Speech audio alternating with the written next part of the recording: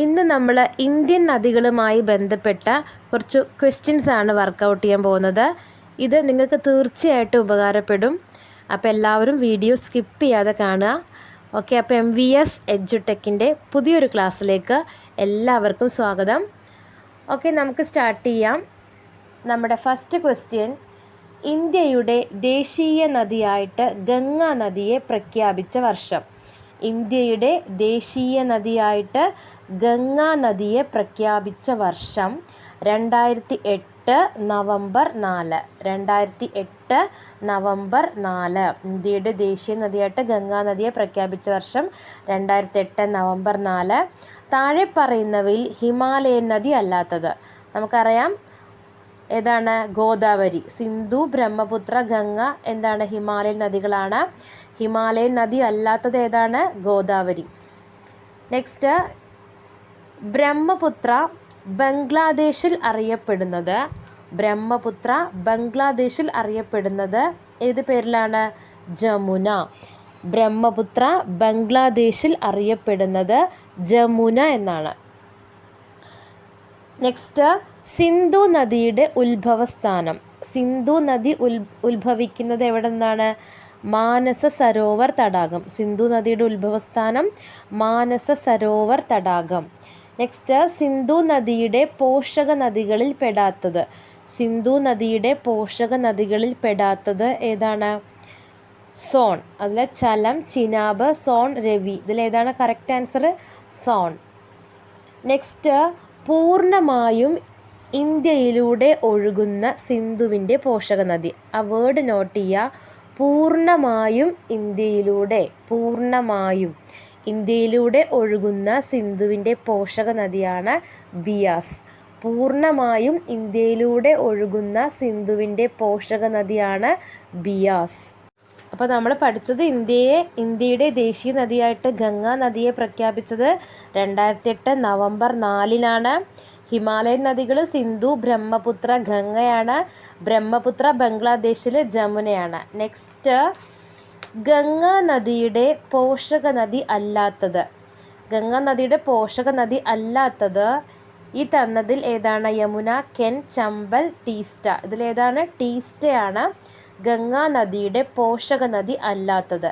യമുന, കെൻ, ചമ്പൽ ഇതൊക്കെ ഗംഗാ നദിയുടെ പോഷക നദികളാണ്. ടീസ്റ്റ ബ്രഹ്മപുത്രയുടെ പോഷക നദിയാണ്. നെക്സ്റ്റ്, ദേശീയ ജലപാത 1 ഏത് നദിയിലാണ്? ഏത് നദിയിലാണ്? ഗംഗ.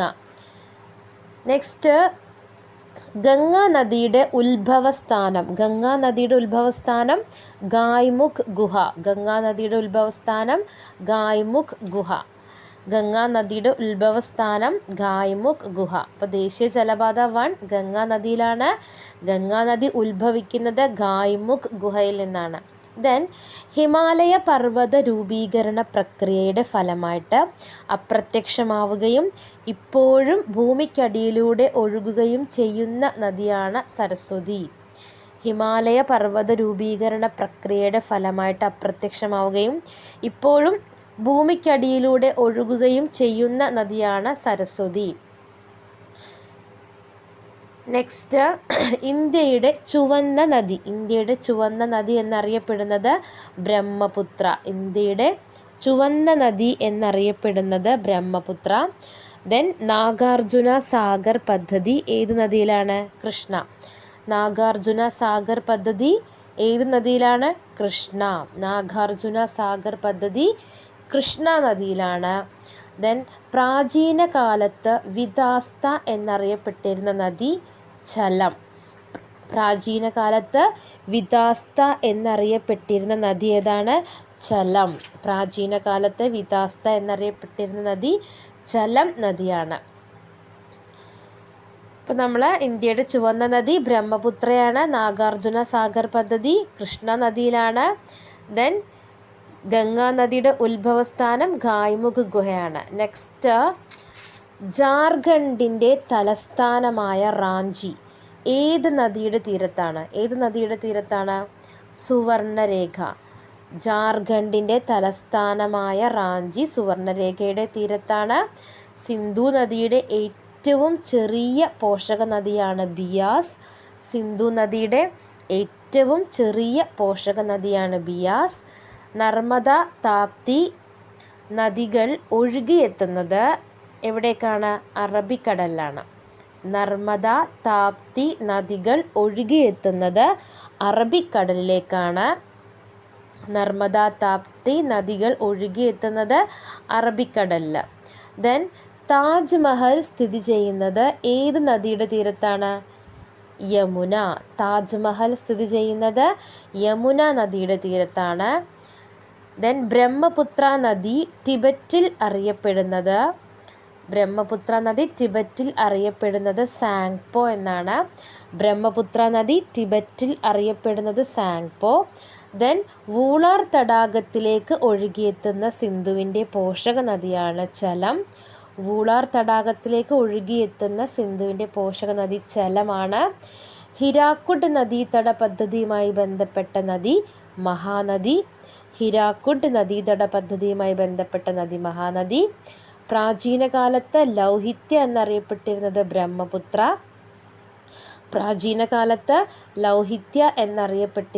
ബ്രഹ്മപുത്ര. ആസാമിൻ്റെ ദുഃഖം എന്നറിയപ്പെട്ടിരുന്ന നദിയും ഏതാണ്? ബ്രഹ്മപുത്ര. ആസാമിൻ്റെ ദുഃഖം എന്നറിയപ്പെട്ടിരുന്ന നദിയും ബ്രഹ്മപുത്ര. അപ്പോൾ ലൗഹിത്യ എന്നറിയപ്പെട്ടിരുന്നത് ബ്രഹ്മപുത്രയാണ്. ഹിരാക്കുഡ് നദീതട പദ്ധതി മഹാനദിയിലാണ്. നെക്സ്റ്റ് ദക്ഷിണ ഗംഗ എന്നറിയപ്പെട്ടിരുന്ന നദി കാവേരി. ദെൻ ഉപദ്വീപീയ നദികളിൽ വെച്ച് ഏറ്റവും നീളം കൂടിയ നദി ഗോദാവരി. ഗോദാവരിയാണ്.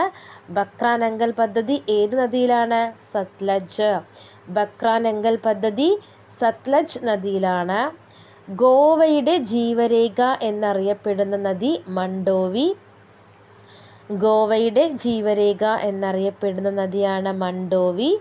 ദെൻ ശ്രീബുദ്ധന് ബോധോദയം ലഭിച്ച ബോധ്ഗയയിലൂടെ ഒഴുകുന്ന നദിയാണ്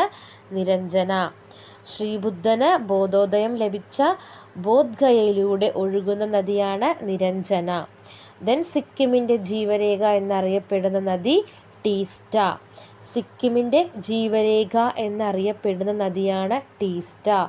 ദെൻ കാവേരി നദീജല പ്രശ്നം നിലനിൽക്കുന്ന സംസ്ഥാനങ്ങൾ തമിഴ്നാടും കർണാടകയും.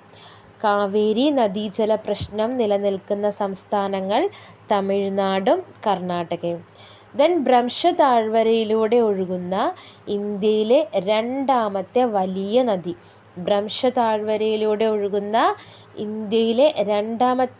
നദി. താപ്തിയാണ്.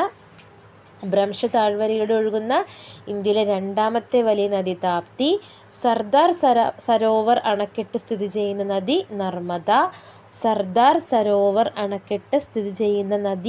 നർമ്മദ. ഏതാണ്? നർമ്മദ. ദെൻ കൻഹ ദേശീയോദ്യാനം സ്ഥിതി ചെയ്യുന്ന നദീതീരം നർമ്മദയാണ്.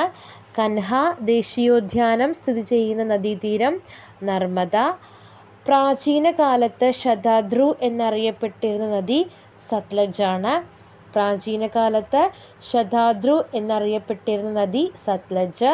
പോങ് അണക്കെട്ട് സ്ഥിതി ചെയ്യുന്ന നദി ബിയാസ്. ബഗ്ലിഹാർ, ദുൽഹസ്തി എന്നീ ഡാമുകൾ സ്ഥിതി ചെയ്യുന്ന നദി